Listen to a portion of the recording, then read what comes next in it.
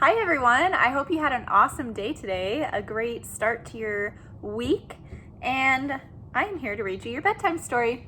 Today it's called Skippyjon Jones in Mummy Trouble.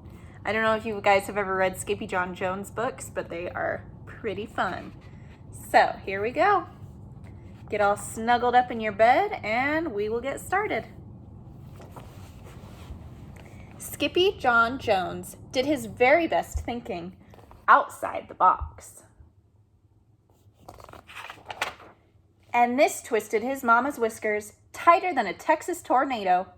"Hey you, Mr. McPoo," said Mama Junebug Jones, "what do you think you're doing?" McPoo didn't say boo. He was too busy reading. "Hey, little digger, I'm talking to you," said Mama, scooping up her boy. "A pyramid outside the litter box will never, ever do." Then she saw his magazine. What is he doing with all this toilet paper?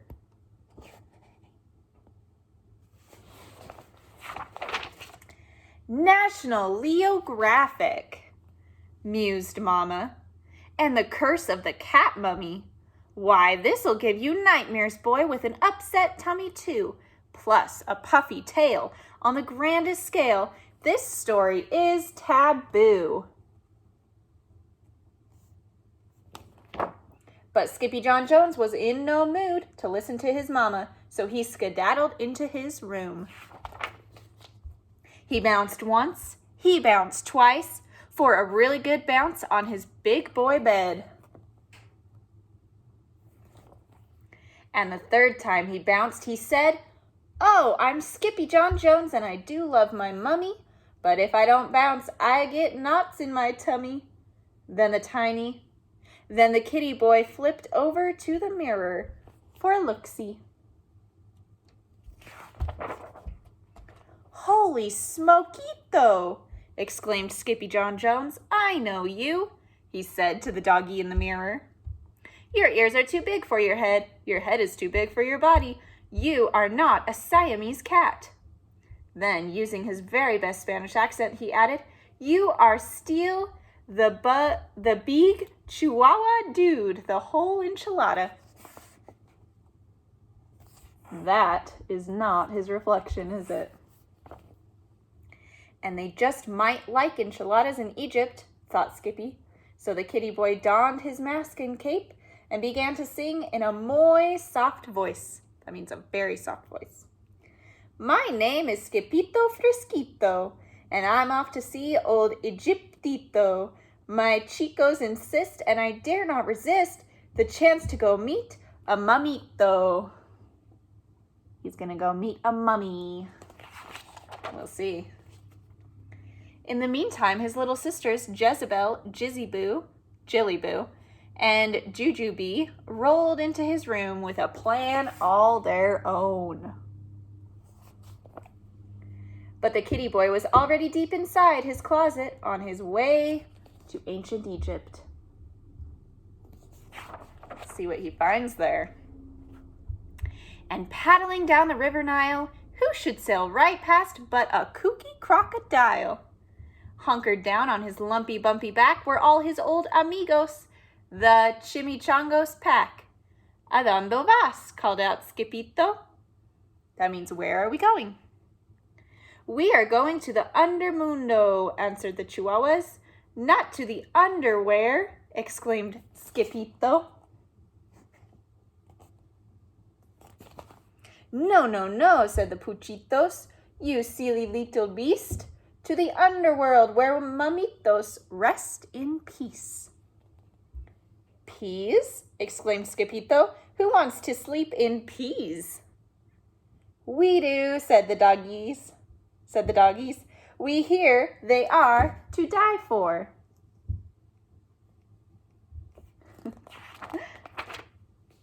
"You mean they are better than the frijoles?" asked Skippito. "Sí, mucho mejor, señor," said Poquito Tito. "Vámonos," said Skippito. "What are we waiting for?" But then Don Diego, the biggest of the small ones, spoke up. "Hold your ponies, Pepito. To get to the Undermundo, we first have to answer the riddle of the Finks. The Undermundo is the underworld. They want to go to the underworld. But I'm not good at riddles, said Skippyto. No problema, said Poquito Tito. You have a muy big brain, a very big brain.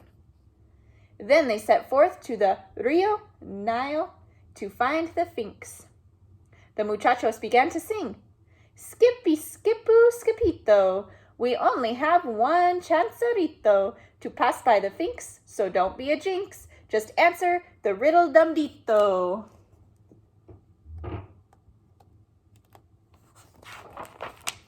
The muchachos arrived at 4 o'clock sharp, but the Finks had been waiting forever. Don't let the gato get your tongue, dude, said Don Diego. Gato is a cat, so don't let the cat get your tongue. What cat? Where? asked Skippyto. That cat there, said the perritos, pointing to the Finks. But before he could say anything, the great Finks spoke. Whose ears are too big for his head? And who loves to go bounce on his bed? Who creeps on all fours through his own closet door, straight into the land of the dead? Skippyto, that's his name, knew the answer to this riddle, but he was so nervous, he coughed up a little fur ball. You call that an answer, dude? Said Don Diego. The answer, bellowed the Finks. So with his permission, the perritos were free to pass on to the tomb of King Rootin' Tootin' Kitten Kabootin. When they finally reached the pyramid, the doggies burst into song and dance. Oh, see, oh, say, Osiris, our boy had a touch of the virus. He coughed up a ball, so the Finks made a call, and now it's inscribed on papyrus. Papyrus is the paper that Egyptians used to write on. But when Skippyto saw how dark it looked in the pyramid, he began to feel queasy. My tummy hurts, he groaned, and my tail is getting puffy too.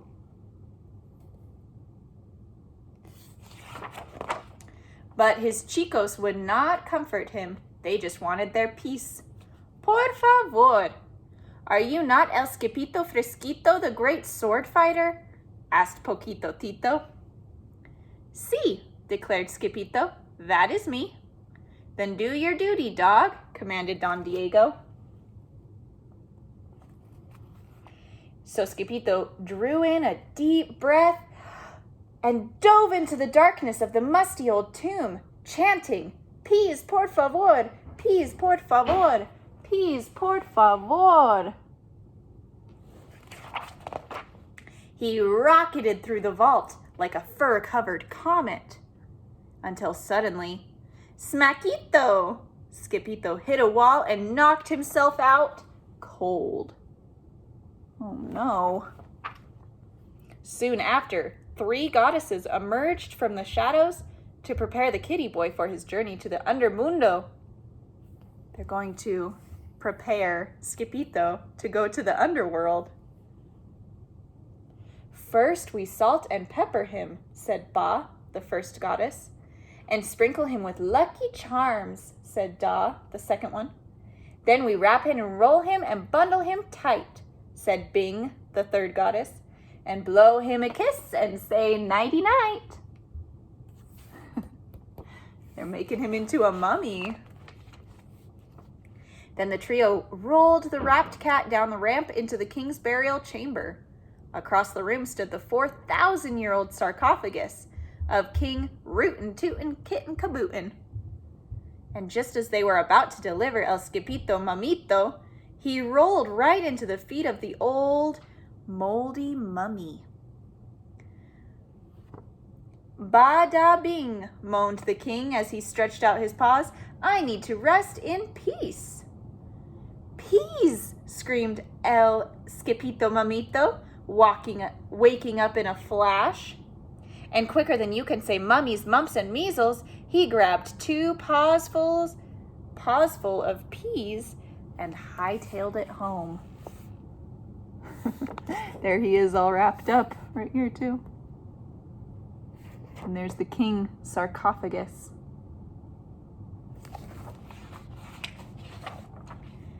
When Los Chimichangos saw El Skipito Mamito come rolling out of the pyramid, they went into a real tailspin. Then all the doggies began to chant, "Green chicharros hot, green chicharros cold, the best chicharros in the world are those that Skippyjo holds." But El Skipito Mamito was too scared to slow down, so he chucked the peas at his chicos and kept right on running. He has actual peas because he thought that that's what they wanted instead of to rest in peace. Straight into the arms of his mummy. "What's the matter, Fuzzy Bug?" asked Mama Junebug Jones. Skippyjon Jones looked back over his shoulder to see if the three spirits were still chasing him. "Bada bing!" he wailed, dropping the last of the peas. Then three giggling goddesses raced into the room after Skippyjo with their puppets and a roll of toilet paper. The three goddesses were his little sisters, weren't they? "We're going to wrap you and roll you and bundle you tight," they sang, "and check you for cooties, then kiss you goodnight." That night, Skippyjon Jones was bouncing on his big boy bed. "No mummies in my closet, no mummies in my bed, no mummies in my bookcase, no mummies in my head." Just before he closed his eyes, the kitty boy checked his room one more time for mummies.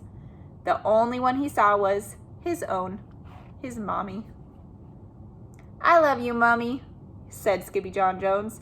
"I love you too, Bunny Boots," said Mama Junebug.